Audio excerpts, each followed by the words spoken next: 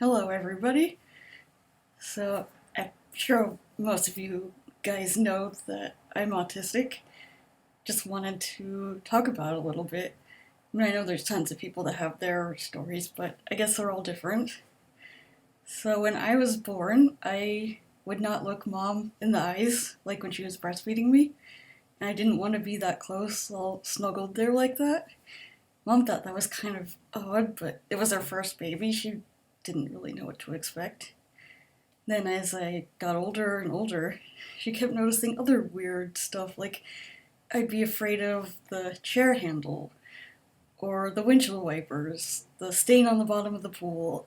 Um, and I would line my animals up like this, in a row like that. I thought it was pretty fun, I guess.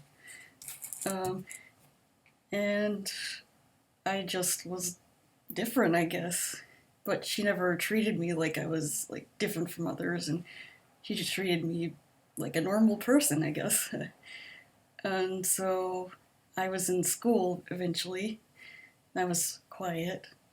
I knew I was always different.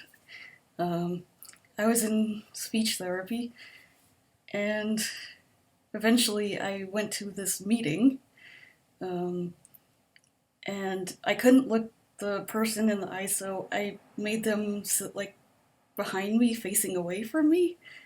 And so I don't really remember much of anything else, but then I was never told anything after the meeting. But yeah, I went to speech therapy. Um, there was this special classroom for people with disabilities. They called it content mastery, and I would go there for like homework and stuff. I never really questioned it. I mean, I did, but I didn't really know the real reason I was there. But I didn't ask her anything. Um, and when I was in like elementary school, all the kids hated me or they didn't understand me, and they were always bullying. And one of them like um, picked her nose and then wiped her boogers on me, so that was fun. And they said I had heather germs, and they wouldn't touch me. Not that I really wanted to be touched, but still, I was like, really? And I went to speech therapy with this other girl. She actually lived in the same neighborhood as me, and we got along fine. And then all of a sudden, we were riding the bus together, and she just changed, and she just started being mean to me after that.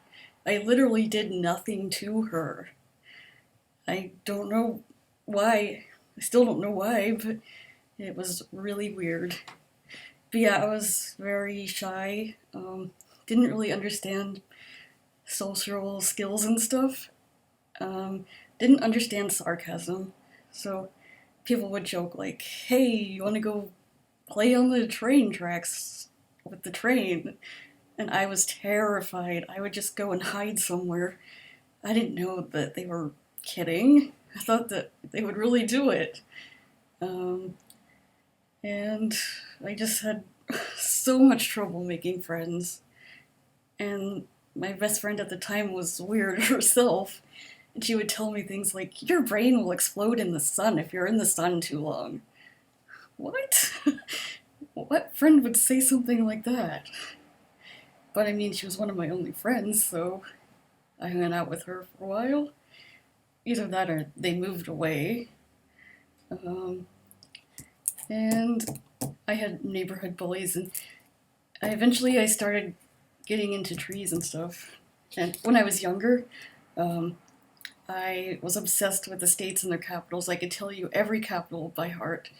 I had an atlas of the states that just fell apart, and my mom had to get me another one.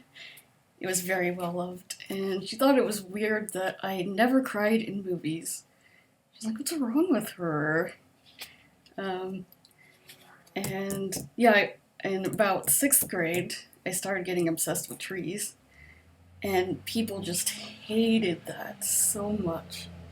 They would say things like, when they're around me, "Hey, I'm gonna go burn down a tree in the forest today," or "Have you ever heard of the band the Smashing Pumpkins?" Really? Is that the best you can do? What? I just ignored him and moved on and dealt with it. And yeah, there was one time in class, the teacher said something about trees, and I gasped really loudly, and she gave me this look like, "What? Are you really?"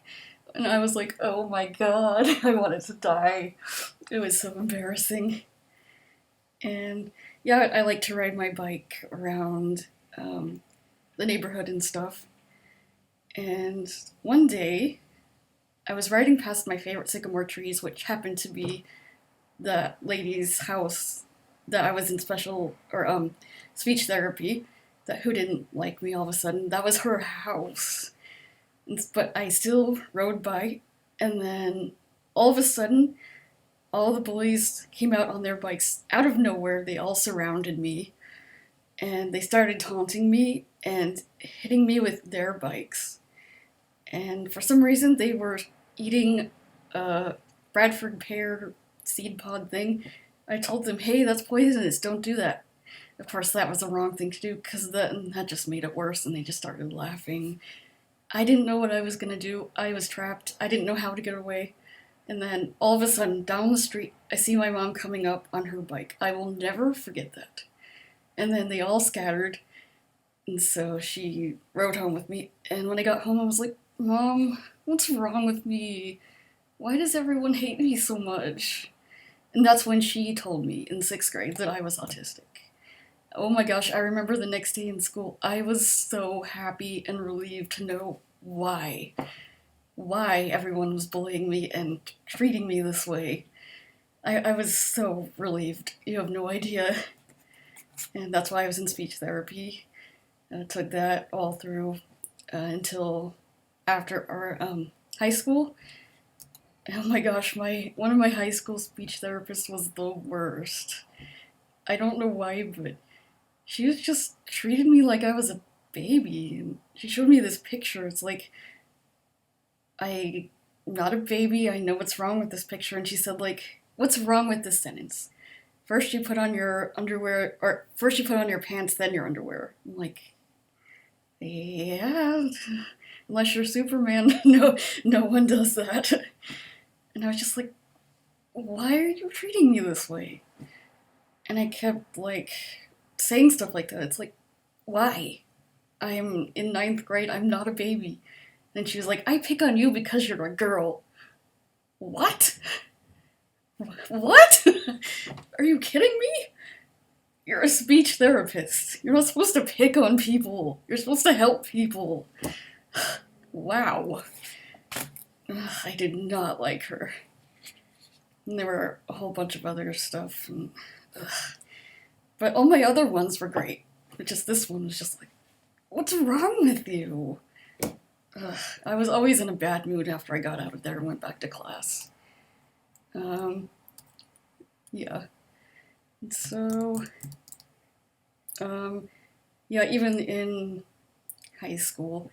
Oh, and yes, she told me that I had trouble defining words. What? I didn't understand that. And then she's like, taciturn. And there was another one I can't remember at the moment, but contrite and taciturn. I was like, I've never heard of these words in my entire life. And she's like, "See, I'm right." Huh? Really? And I'm sure she taught me some other ones, but those are the two that stick in my head. And I cannot stand those words ever now because of that. I'm just like, what do you mean I have trouble defining words? I can't define it if I've never heard of it before. Come on now. Yeah, I mean, my other ones did help me, like social skills and stuff like that. I still had trouble with it, of course. And yeah, so I slowly learned over the years how to cope with it and build up the social skills.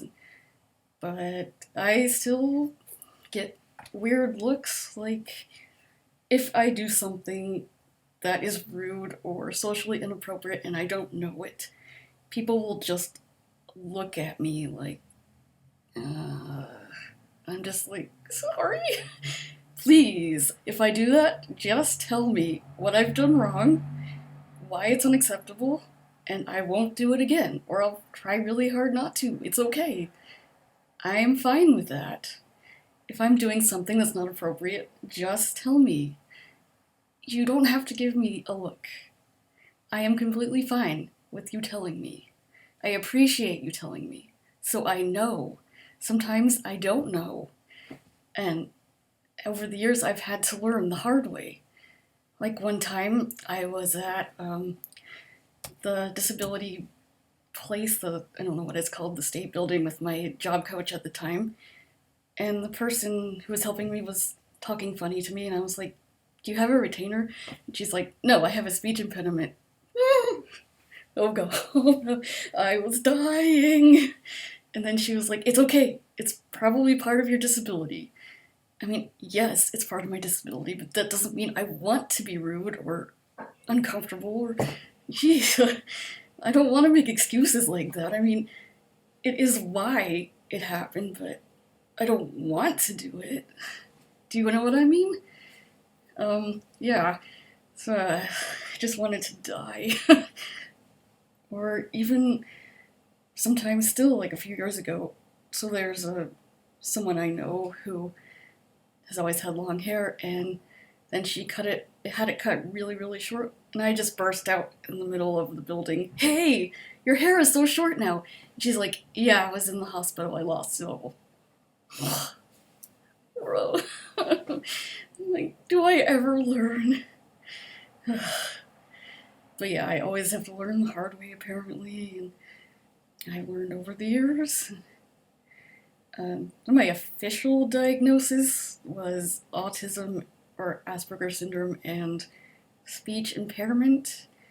And I thought the speech impairment was autism. It would be combined together, but I don't know what they meant by that other than that. Yeah, I don't know. I've thought about it way too much. But I still have trouble, like, in really, really loud places. I don't want to be there. Or if there's tons of people, I don't know how to go up to them and say, like, "Hey, I'm Heather, how are you?" Or I just sit in the corner until someone comes up to me, or I just get tired and leave or something. And so don't be afraid to, like, come up to me, say hi. Especially because my voice is so quiet anyway. Yeah, just please come up and introduce yourself. Because it's really, really hard for me. And loud places are just overwhelming, and it's hard to explain, like, the feeling. Um,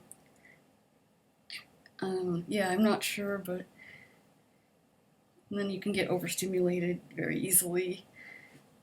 Think of, like, there's someone talking and something beeping, and I don't know, someone crying on the other side, and you're just like looking around, and and then you're just have a panic attack. And usually I'm pretty good about that though, but there are some times where I'm just like, no, I don't want this. And my sense of touch is very sensitive. I can't wear anything tight. Not like any long sleeves unless it's very loose, like, or like a jacket. No jeans, especially no tights. It makes my skin crawl just thinking about it. Yeah, nothing really itchy or scratchy. It's very hard to find pants that aren't like that. And so when I do, I wear them all the time, and it feels like a miracle. um, it is incredibly exhausting. Even if I am enjoying being where I am, talking to people, I will go home and just be wiped out. I will have to recharge, take a nap, something. But yeah, I'm done. So if I hang out with you, be very happy. Because, yeah, it's very, very tiring. But it also gives me gifts. I notice things other people don't. Like one time I was at an event and the presenter was wearing like those medical boot things, like when you like sprain your toe or something. And I just kept looking at it. It kept jumping out to me. And then after the event, I asked Mom, "Hey, did you notice the shoe that he was wearing?" And she said, "No." I'm like, "Really? It was right in front of your face." Or the time I went to Central or Times Square with my friend Dana, and I was looking up at all the balls that they dropped for New Year's Eve, and I was showing them. She's like, "I never would have noticed that ever by myself." Um, I have empathy, lots of empathy. I treat people with disabilities like anyone else. In fact, I very, very much enjoy interacting with disabled people. Um, like there was one time, a guy I'd never met. I'm sure he was nonverbal, but he just took my wrist like this, and he was like walking with me. I'm like, "Hey, are we going on an adventure? Where are we going?" And I don't know, his um, companion, I don't know what they're called. Yeah, I can't think of the word, but social worker or something like that. Um, she was horrified that he would do that. I was like, "It's okay, it's fine." And so we just hung out for a little bit, and she was totally amazed by that. And she said, "He only does that when he likes somebody." I'm like, "Oh, I like you too." That's what I said to him. Or the guy with Down syndrome who had a stutter. Um, Other people would probably just sigh and get impatient, but I was just stood there and listened to him and smiled at him. Eventually, he got it out. But yeah, that's all you have to do. Or the guy in the wheelchair that I was talking to, that like a normal human being, and he just looked at me like, "Oh my god, I love you," something like that, just because I was talking to him like a normal person. I'm good with reading and words. Um, yeah, stuff like that. If there was a cure for autism, I would not take it. It's made me who I am. Yes, it's exhausting and frustrating, and people think I'm weird, but it's just, I wouldn't be who I am right now. Who would I be? A shell of myself? I don't know, but I know it wouldn't be right to me. Yeah, I've just learned over the years how to deal with it. And if my bullies apologized to me today, I would forgive them. And because I'm sure they didn't know why I was weird, and I'm sure they might feel bad now. But yeah, I would just explain why I was weird, and I would forgive them. Because forgiveness is everything in this world. I also have a crazy sense of smell. Like my coworker calls it the super sniffer, and someone else said I had the nose of a bloodhound. Something that smells really strong to me, someone else can barely smell. It's really crazy. And let's hope I don't get COVID, because when you lose your sense of smell, everyone will be like, or if I say, like, "I can't smell what you're smelling," they'll be like, "COVID!" No. I'll be like, "No, really, don't be COVID, please." And yeah, I've learned to live with it over the years. Um, I definitely have compulsive, like OCD tendencies, and I always have some degree of anxiety about me. Yes, I'm on antidepressants and stuff, but it's always there in the back of your head. I always have to rehearse what I'm saying in my head, like if I'm standing in a line and I want to order a drink or whatever it is, I'll be like, "Small strawberry smoothie with whipped cream.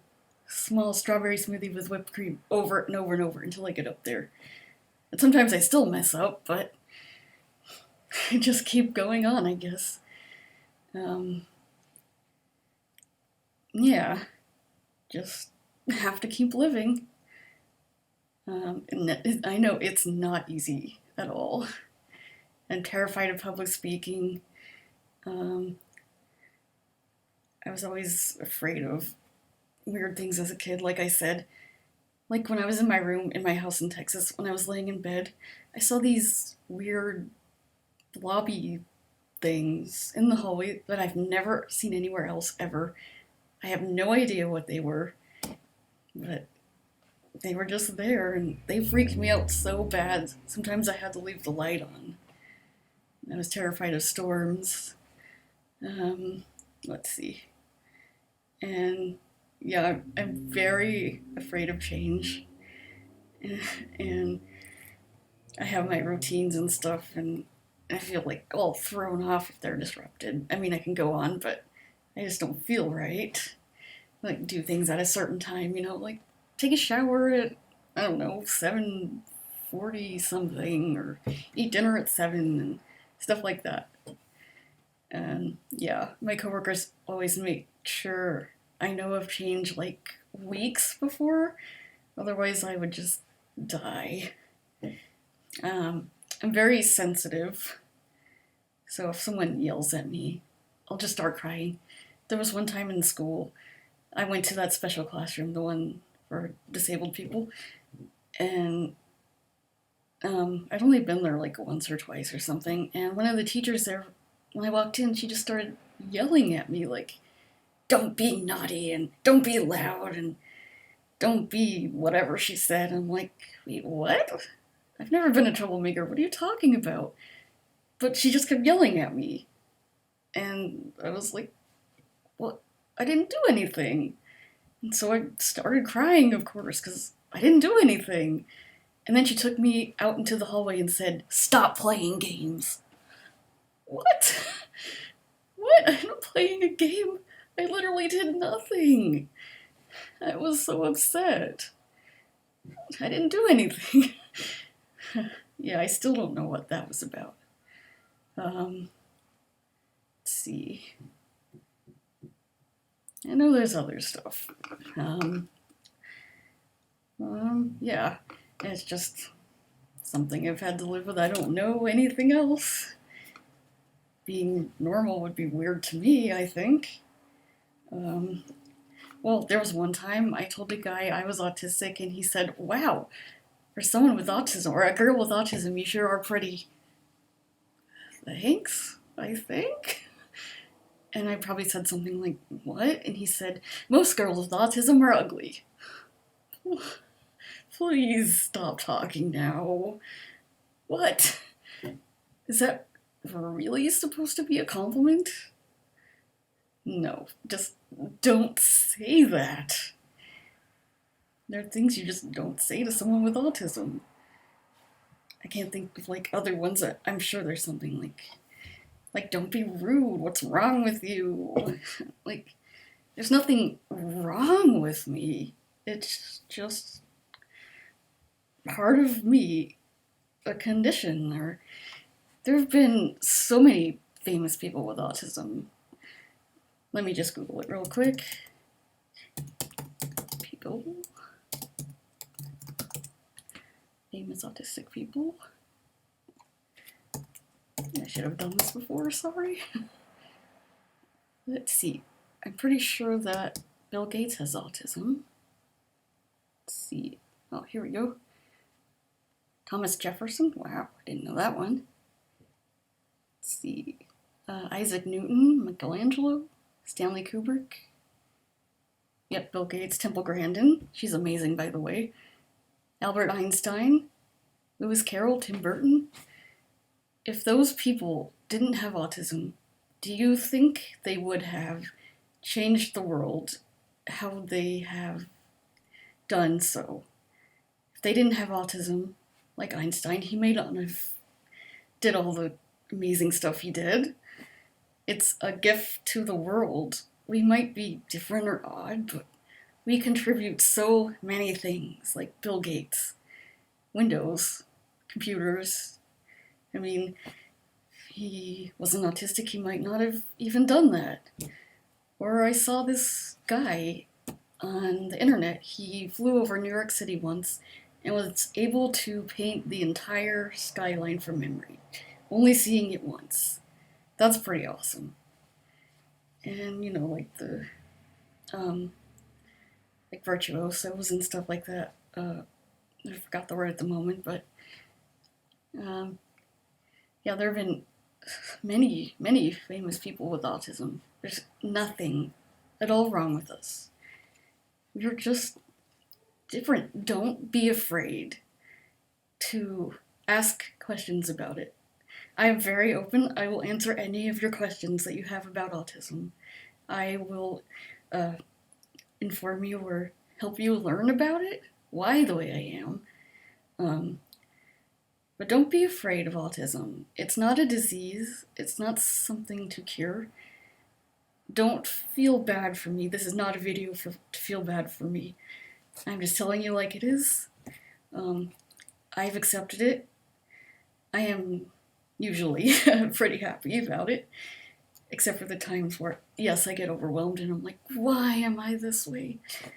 But after that, I'm like, okay, it's just the way I am. I can't change it. Nothing. I mean, I can get better at things, but I will always have some anxiety about me.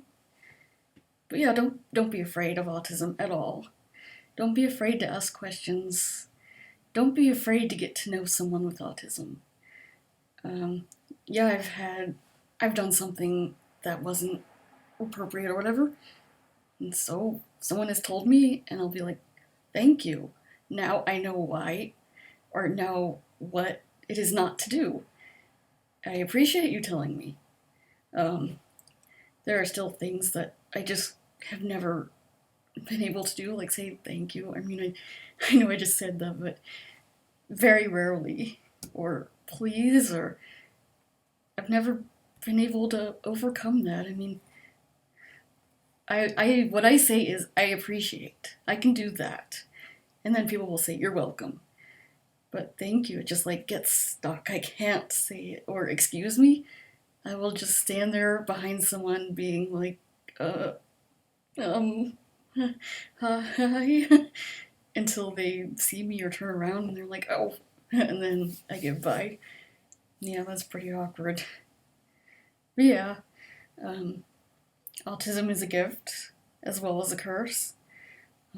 I wouldn't be me without it, so I'm sure there's lots of other things about it, but I think that's the basics pretty much.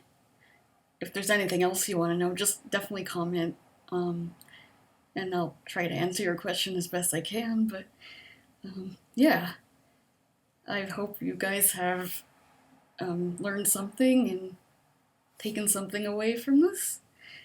Yeah, it was pretty fun to talk about with you guys. And yeah, if you have any other things you want to say, I'm sure there's many other things I could talk about, but then the video would get like super long. Yeah, I'm not sure what else at the moment, so I could always make another video, so. Oh, yes, eye contact. If I look away from you when I'm talking, keep looking away and looking back at you, or look away, that does not mean I'm not interested or bored in what you're talking about. That means I'm overwhelmed. I have to look away, otherwise I just start freaking out. Yeah, like I said, I wouldn't look mom in the eyes when I was born and stuff. Like, eyes are just really, I don't know, just scary, especially when they're close up, like in movies and stuff. Like Galadriel in Lord of the Rings when he was talking, or she was talking to Frodo telepathically, and then the screen just zoomed in on her eyes, and I'm like, oh. I always have to look away in that scene. It's just hard to explain, I guess, unless you know what it is I mean. I guess I read in a book once with an autistic character, it was like too intimate. I don't know, it's just like staring into someone's entire being. And I just can't do it for a really long time, so if I meet you online and then I meet you in person, I probably won't look you in the eyes right away. That doesn't mean I don't like you or whatever. I just have to stop freaking out and just get used to your eyes, I guess. Yeah, but don't be offended if I keep looking away. I am totally interested in what you're saying. I'm not bored. I just have to take a break. Um, so I'm sure there's other things, but I think that's good for now. If you have any questions, let me know. And see you later. Bye.